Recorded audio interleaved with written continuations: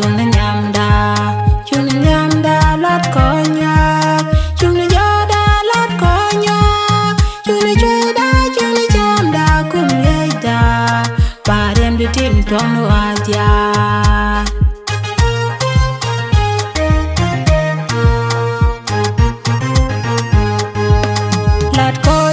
lát konyak ya ga manen ye chu che jak juk tare de la meni me cheno ye me cheni me jen de chu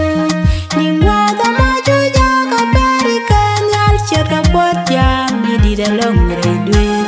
chu ti chet ka bol ma ja ka daro wani ken dia chu kan dial sang ke ye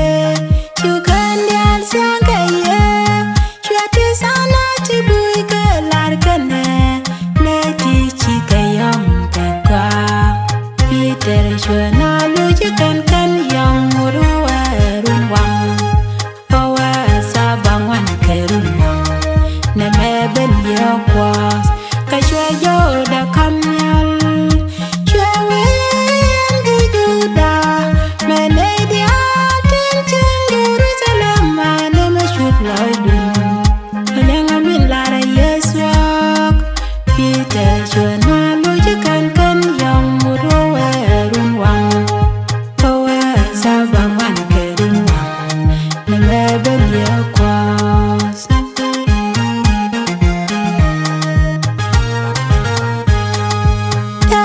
me cha kanele ya kan kus ka sugole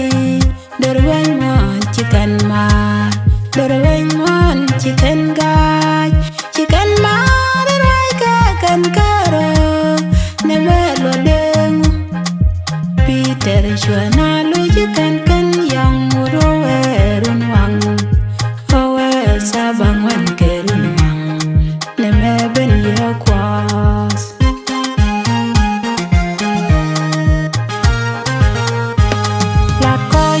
lát konyak ya ga manen ye chu che jak juk tare duit na meni mi cheno ye ne ji chang ni jen de chu ning wa ga ma chu ja ka peri kan yal chere pot ya mi di de long re de chu ti chet ka bol ma ja ka daro wani ken ya chu ken yal sang ke ye chu ken yal sang ke ye chu ti sana ti bui ke lar kane ne ti chi ke yom ke kwa Peter shwana lu ji kan yom muro run wang owe sa bang wan ke run wang ne me ben ye kwas ka shwe yo da kam yal shwe wen di juda me ne dia tin chen Jerusalem ma ne me shut loy dun leng min la ra yeswa Peter shwana lu ji kan yom muro run wang owe sa bang wan ke run wang ne me ben ye kwas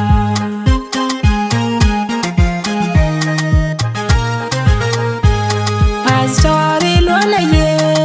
aye kwaralara Elderi lona ye aye kwaralara Sunday kwalona ye aye kwaralara Dikani me use kwalona ye aye kwaralara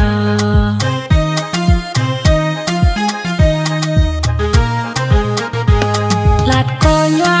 konyak ya ga manen ye chu che jak juk tare duit la meni mi cheno ye ne ji chang ni jen de chu ning wa ga ma chu ja ka peri kan yal chet ka pot ya mi di de long re dwe chu ti chet ka bol ma ja ka daro wani ken dia chu kan yal sang ke ye chu kan yal sang ke ye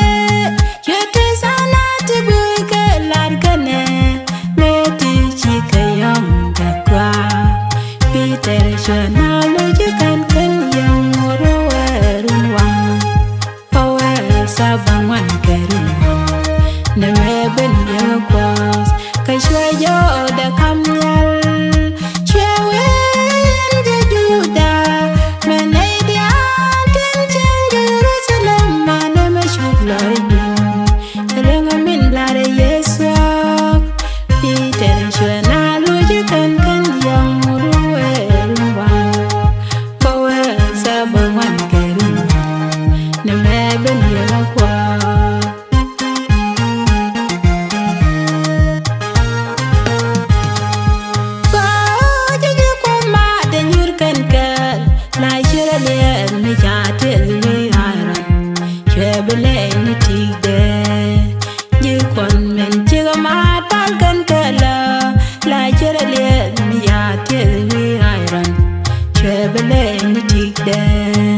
cô gọi để lại chết cái ngoan nhớ con cả lọ lại chưa để liệt nhà thiệt